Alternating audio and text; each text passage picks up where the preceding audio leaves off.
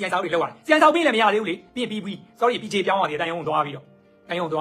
ပတ်စံတွေအများကြီးကုန်ကန်တန်းနေစီဒါလက်ရှိဖြစ်နေတဲ့ချင်းတွေအဲ့တော့အယောင်ပေါင်းစုံနဲ့မြန်မာလူသားတွေကိုဒုက္ခပေးခဲ့တာဒါပေမဲ့ကျွန်တော်မြန်မာလူသားထိုင်းနိုင်ငံကိုပြစ်ပယ်နိုင်လားဆိုပြစ်ပယ်လို့မရဘူးထိုင်းနိုင်ငံကလက်ရှိကျွန်တော်တို့ကိုကယ်တင်ထားတယ်လို့ပြောလို့ရတယ်ကျွန်တော်တို့ထိုင်းနိုင်ငံသားမရှိရင်ဒီတန်းနဲ့ရှိတဲ့လူသမားတွေရောဘယ်မှာသွားနေမလဲကျွန်တော်ဒီတော်လိုင်းဘတ်တော်သားတွေရောအစီရီယန်တွေရောဒီအာနာရှင်ရဲ့စနစ်အောက်မှာ2021တဲ့အာနာသိမ်းပြီးနောက်ပိုင်းပုံစံမျိုးစုံနဲ့ထွက်ပြေးလာတဲ့လူတွေရောဒီထိုင်းနိုင်ငံကိုပဲမိခိုနေကြတာ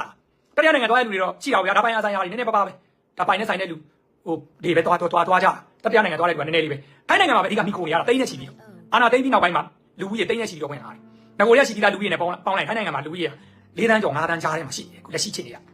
နော်ဘယ်လိုမှတော့အတိအကျစစ်တမ်းမကောင်းနိုင်ဘူးဒါပေမဲ့ထိုင်းနိုင်ငံမှာခရိုင်ပေါင်း89ခရိုင်ရှိတယ်ပြီးတော့ပင်လယ်နဲ့ထိစပ်နေတဲ့ရေလုံငန်းတွေအများကြီးလုပ်တဲ့ခရိုင်ပေါင်း22ခရိုင်ရှိတယ်အဲ့ခရိုင်တွေမှာမြန်မာလူသားတွေခရိုင်တိုင်းရှိတယ်ဆိုတော့အများကြီးရှိနေကြတာပေါ့နော်အဲ့တော့တန်းနဲ့ရှိတော့အလုပ်သမားတွေကထိုင်းနိုင်ငံကိုပဲအားကိုးပြီးနေရတယ်ထိုင်းနိုင်ငံပေးတဲ့အလုပ်တွေလုပ်ကိုင်ပြီးတော့ပဲဝိုင်းရေးအတွက်ဖြည့်ရှင်းနေရတယ်တော်လိုင်းရေးအတွက်ဝိုင်းကူနေရတယ်အဲ့တော့ထိုင်းနိုင်ငံကိုထိုင်းပင်မြင့်မြတ်ကြီးနေတယ်ကွာထိုင်းဆိုတာဝန်ရှိတဲ့လူတွေကျေးဇူးတင်ပါတယ်ဒါကိုကျွန်တော်ကျေးဇူးမမေ့ပါဘူး